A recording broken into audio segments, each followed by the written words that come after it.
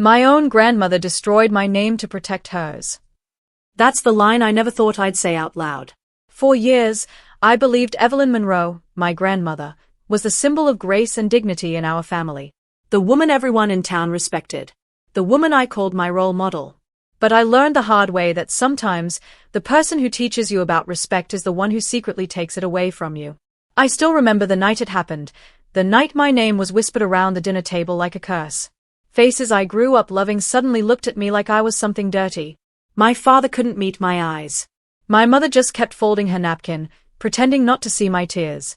And my grandmother, she sat there, calm and proud, as if watching me fall was a small price for her peace. They said I had shamed the Monroe family. They said I'd ruined our reputation. But no one asked for the truth. No one wanted the truth. Because in our family, reputation meant everything, and I was the easiest one to sacrifice. Even now, when I close my eyes, I can still hear her voice that night. Silence is sometimes the best way to preserve dignity, Clara. But she didn't know something. Silence also remembers. And years later, it was that silence that led me back to her attic, where I found the one thing my grandmother never wanted anyone to see. The secret that would destroy her reputation forever. People used to say the Monroe family was like something out of an old photograph, elegant, proper, and untouchable. Every Sunday, our house came alive with the sound of polished laughter and the clinking of silverware. My grandmother, Evelyn Monroe, sat at the head of the table like a queen at her throne, pearls around her neck, a faint smile that never reached her eyes. I always tried to sit close to her, hoping she'd notice me, the way she noticed Nathan. My older brother. Her pride. Her favorite. Nathan had her charm, her composure, even her voice when he spoke. Every time he entered the room, she'd say, "That's my boy. A true Monroe." And I'd smile, pretending it didn't sting.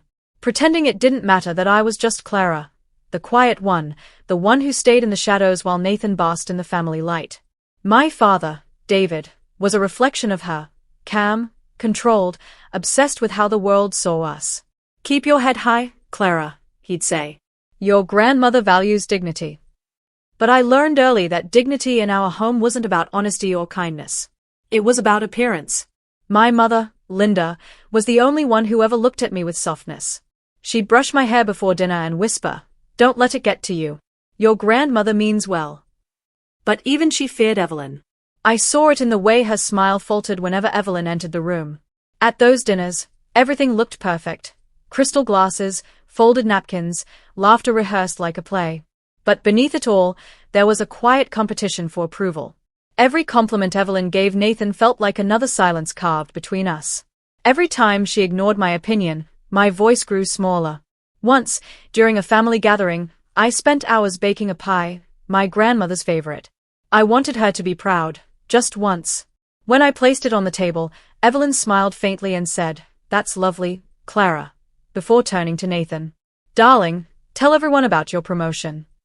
I remember staring at that pie, untouched, cooling beside her perfect china, and realizing that no matter what I did, I'd never be the story she wanted to tell.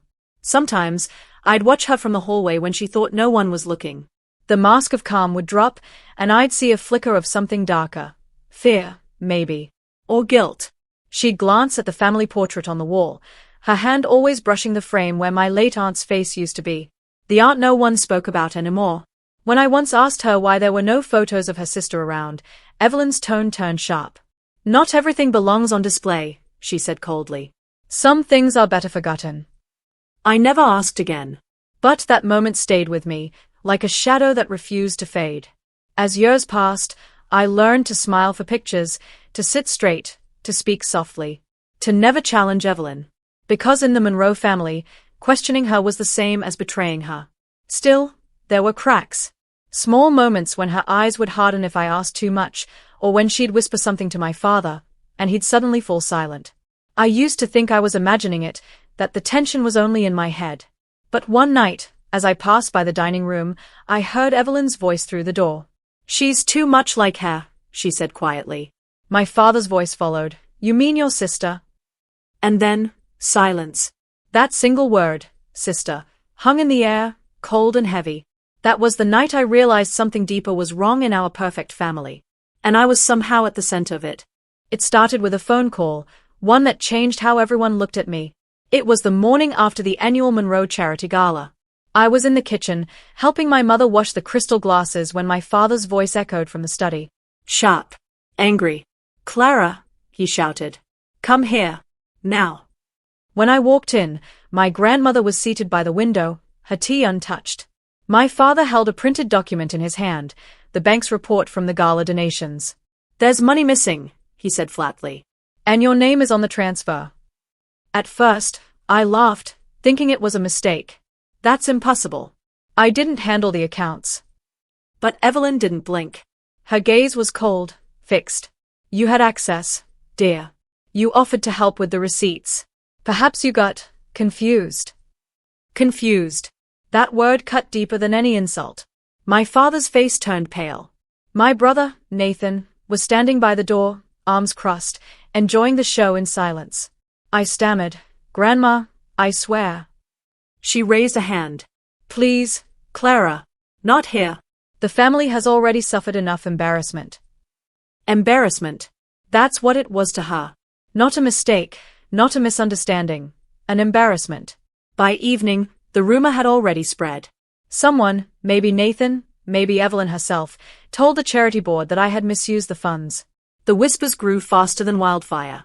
In a single day, I went from Evelyn Monroe's granddaughter to that girl who ruined the gala. At dinner, I tried to defend myself. My hands trembled as I said, I didn't do it. You all know me. Nathan smirked. Clara, you're always emotional.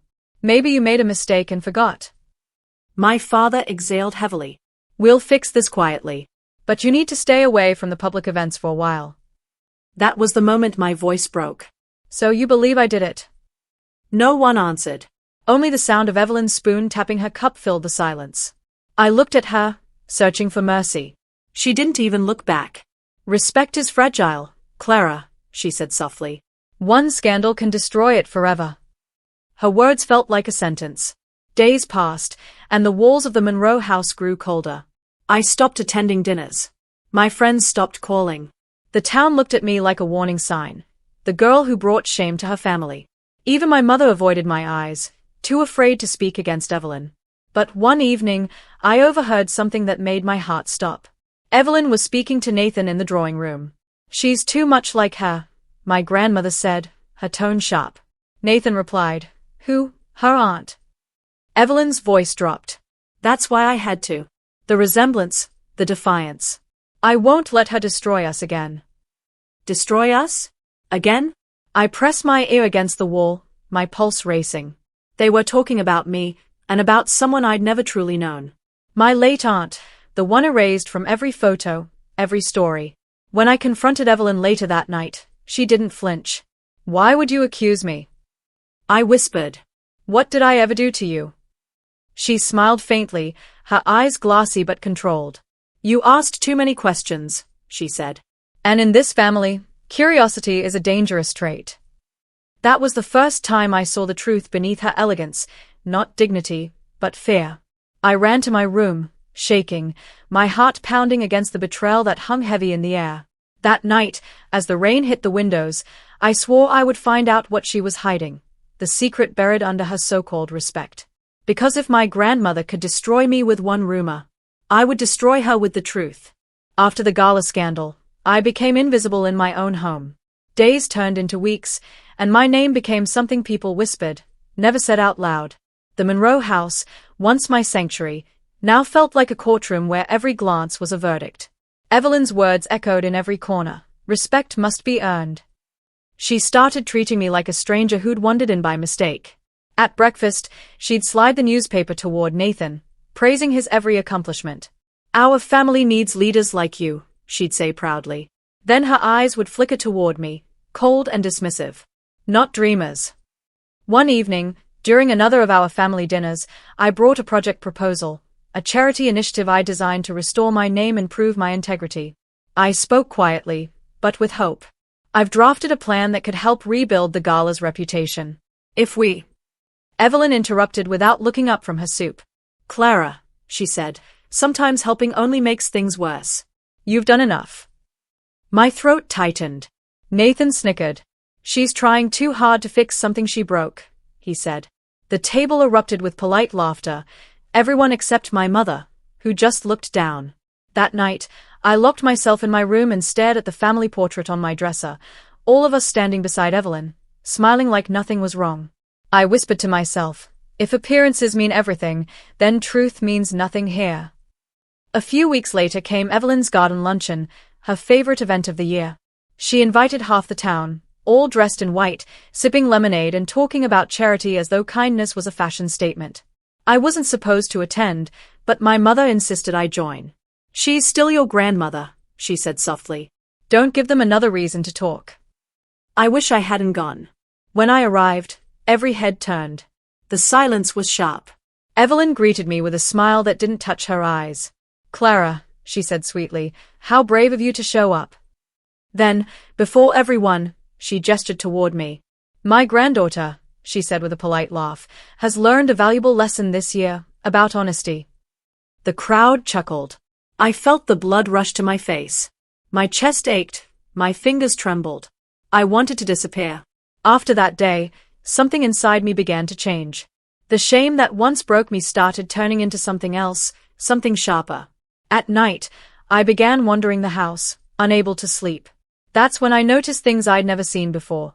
The locked drawers in Evelyn's study, the sealed boxes in the attic marked with old initials, ESM. And every time I tried to ask, she would shut me down with that same perfect calm. One afternoon, I found my mother sitting alone in the library, staring at a faded photo. It was Evelyn and another woman, identical eyes, same smile. Who is that? I asked. She hesitated. Your aunt. Evelyn's sister. I waited, but she said nothing more. She never talks about her, I whispered. She can't, my mother said quietly. Some truths don't survive exposure. That night, I dreamed of that photograph, the smile, the resemblance, the missing answers. When I woke, I knew I couldn't rest until I found out what Evelyn had buried. A few days later, I went into the attic while the family slept. Dust hung thick in the air, and moonlight spilled through the cracks. Boxes lined the walls, old records, photographs, letters tied with fading ribbon. I knelt beside one and read the initials again, ESM. As I untied the ribbon, a folded envelope slipped out, yellowed and brittle. My hands shook as I opened it. It was addressed to Evelyn Monroe. The signature at the bottom made my breath catch. Your sister, Rose. Inside, only one line was underlined in trembling ink. You ruined me once, Evelyn. But the truth always returns home. I froze. My pulse roared in my ears. Whatever Evelyn had done to protect her reputation, it wasn't over. And I had just uncovered the first piece of it. The secret that could destroy her was hidden right here, in this attic. The day Evelyn announced her new will, the Monroe mansion gleamed with pride and deceit. She'd called it a family gathering, a celebration of legacy. Everyone came dressed in their finest. The chandelier sparkled above the table, and the smell of roasted herbs filled the air. But I could feel it, that tension curling beneath the laughter. My name hadn't been mentioned in weeks. When the lawyer began reading the document, my palms were already cold.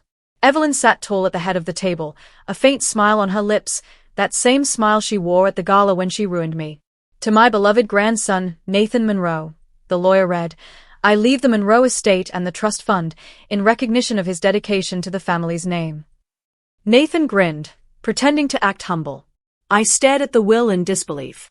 My father nodded approvingly, my mother looked frozen. And to my granddaughter, Clara, the lawyer hesitated, clearing his throat. I leave my collection of books. They have always been a source of reflection for me. Books. That's all I was worth. A shelf of forgotten memories. The room went silent. My throat burned. Evelyn didn't look at me. She just took a sip of her tea, as if the moment didn't matter. I whispered, You're disinheriting me. Evelyn's gaze finally met mine, cold, unflinching. It's not punishment, dear. It's correction. Reputation requires discipline. Nathan leaned back with a smug smirk. Maybe it'll teach you not to embarrass the family again. The laughter that followed was soft but cruel, the kind that cuts deeper than shouting ever could. I stood up.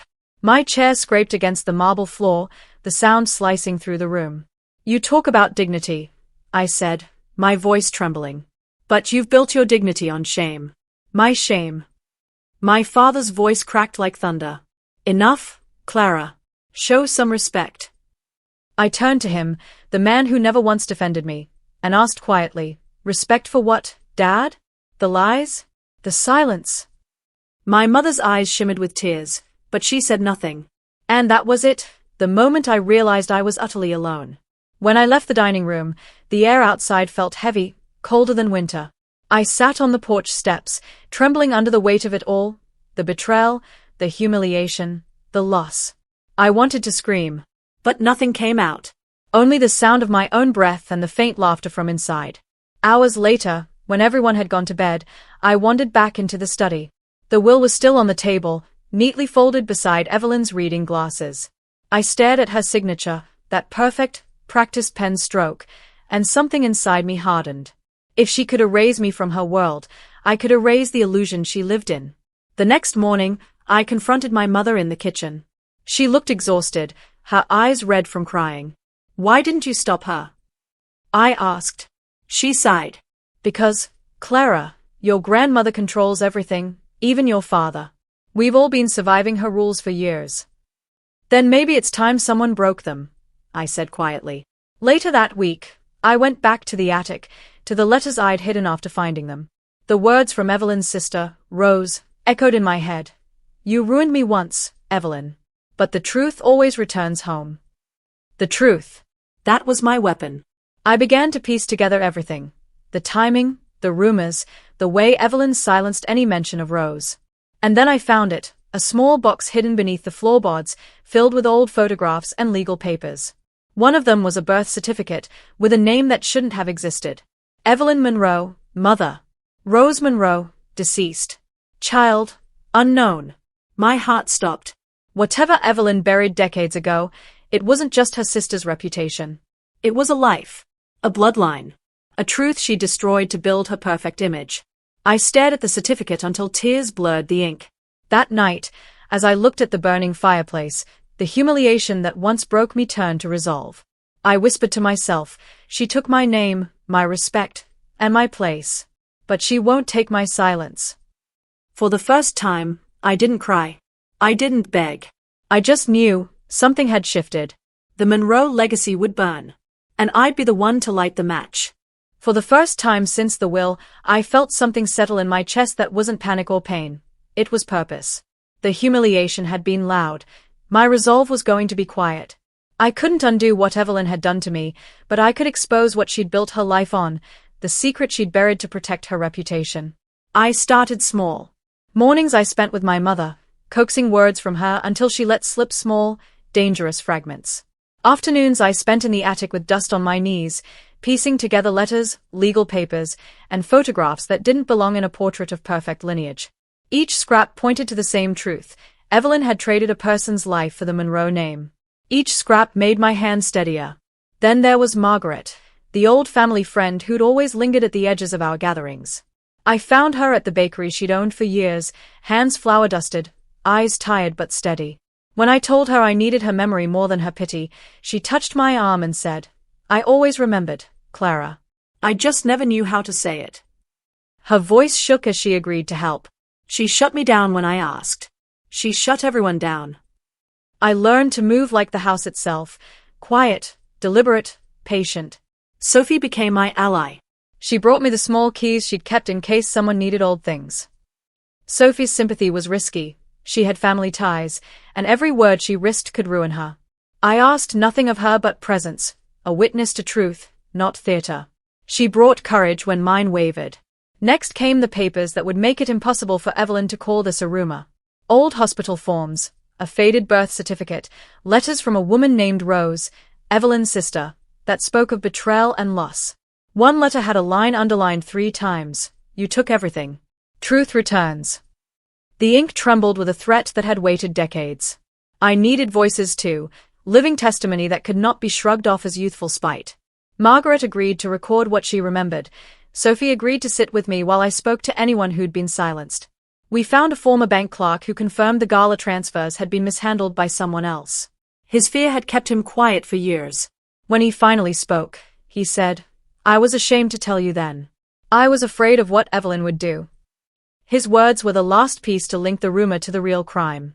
I made a plan that was simple and dangerous, built on evidence and timing rather than spectacle. I would gather the letters, the certificate, Margaret's recorded memory, and the bank clerk's statement. I would place them where they could not be ignored, in the room where Evelyn's authority was absolute. Family dinner, surrounded by our relatives, at her next celebration. I imagined the hush when the truth would be played, the faces when the carefully polished portraits would no longer hide the stain beneath. Every step felt like crossing a thin ice, one wrong move and I'd be accused of vindictiveness, of ruining lives for revenge. I thought about pulling back, about letting the shame stay mine to carry. But every time I almost retreated, I felt my grandmother's cool smile at the gala, the way she'd watched me fall. That memory turned my fear into a tool. If she could ruin me once to save her name, then exposing her would be an act of reclamation, not cruelty. My nights became rehearsal. I practiced my voice until it was steady, until anger didn't sound like a shout but like a fact. I told my mother what I intended. Her hands shook but she did not stop me. Sophie and Margaret kept the material safe in Margaret's little bakery, under flour sacks and cake tins. The safest place, it turned out, was the most ordinary one. On the eve of Evelyn's birthday, the family would be gathered, the house full of polite faces and soft clinking. We arranged the moment. I would stand, press play, and let truth do what silence never could. The plan was risky, legal repercussions, family ruptures, the possibility I'd be shut down again and no one would believe me. But the idea of living another day where my voice was stolen felt worse. I remembered the line Rose underlined, "Truth returns." I folded the papers into my bag, feeling the weight of every word. I walked to the window and watched the moon lay itself over the lawn where the family would gather tomorrow. I could still walk away. I could let the attic keep its secrets. Instead, I closed the window and whispered to myself, if she destroyed me to save a name, then I will expose the secret that saved it. The next day would decide whether I was brave or foolish. I didn't know which I would be. Evelyn Monroe's 75th birthday arrived draped in elegance, crystal lights, polished silver, and the illusion of unity. The entire family gathered like actors returning to a familiar stage, pretending not to remember the last script of betrayal. I stood at the edge of the room, watching her, my grandmother, regal as ever, her pearl necklace glinting beneath the chandelier. Every guest smiled, every toast rehearsed. She'd built this world on image, and tonight, she believed the curtain would never fall. But it was already shaking. As dinner began, the table sparkled with conversation. Nathan bragged about his new business deal, my father nodded with pride, and Evelyn basked in the glow of her kingdom. I waited, calm, almost detached, the recording in my pocket like a heartbeat. Margaret sat across from me, her eyes heavy with understanding. Sophie gave the faintest nod. When Evelyn lifted her glass, I rose from my chair. The chatter faded instantly. To the Monroe legacy, she declared, her voice proud. A family built on dignity, loyalty, and love. I let the words hang there before speaking. And secrets. The room froze. Every eye turned to me. Evelyn's smile didn't falter. Not yet. Clara, dear, perhaps you'd like to say something. I would. My voice was steady, cold. I want to thank you, Grandma. You taught me the value of truth, by burying it. A low murmur rippled through the table. My father's face hardened. Clara, not tonight. But I kept going.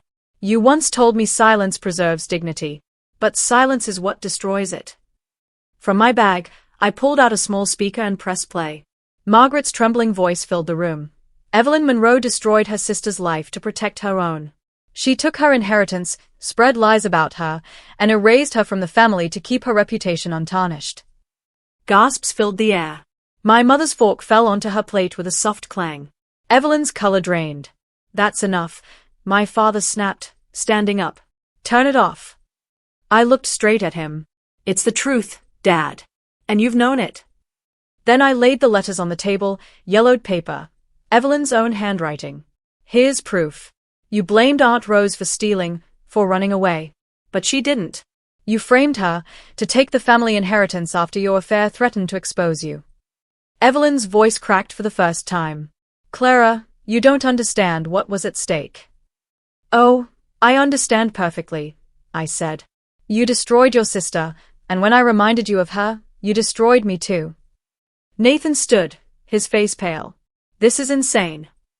I turned toward him, eyes burning. You think her perfection built your success? She stole it, Nathan. Every luxury you've flaunted came from lies. The guests shifted uneasily. Whispers swelled like a storm. Evelyn tried to speak again, but her voice trembled.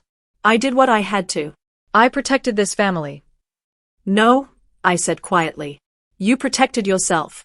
You didn't save this family, you cursed it. My father's shoulders slumped. My mother began to cry silently. Sophie reached for her hand. Margaret, across the table, whispered, "It's over, Evelyn." Evelyn turned to me then, the first time she'd ever looked small. "Do you know what you've done?" "Yes," I said. "I've done what you never could," I told the truth. The chandelier's light caught the tears on her cheeks as the room fell into stunned silence. The woman who once commanded respect with a glance now sat powerless, surrounded by the wreckage of her own making. I gathered the papers, folded them neatly, and placed them before her. You taught me reputation is everything. But tonight, I learned something stronger, that truth doesn't need to shine to be real. Evelyn's hands trembled as she reached for the letters, her breath shallow. For the first time, she had nothing to say. Guests began to leave quietly, one by one. My father stood motionless, staring at the ground. My mother brushed past him and whispered, "You did the right thing, Clara." I turned toward the door, my heart heavy but unbroken. Behind me, I heard the sound of Evelyn's chair scraping against the floor, slow, unsteady. "Clara," she called softly. I stopped, but didn't turn. Her voice cracked like porcelain. "You've destroyed the family." I closed my eyes and whispered, "No, Grandma.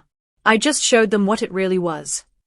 And as I walked out of the Grand Monroe estate, the house that once ruled the town stood silent, its walls heavy with the sound of truth finally spoken.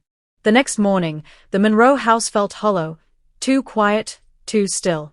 The curtains were drawn, the fine china from last night's dinner still untouched on the table. It was strange how quickly grandeur could turn into emptiness. I walked through the hallway where portraits of ancestors once glared down like judges.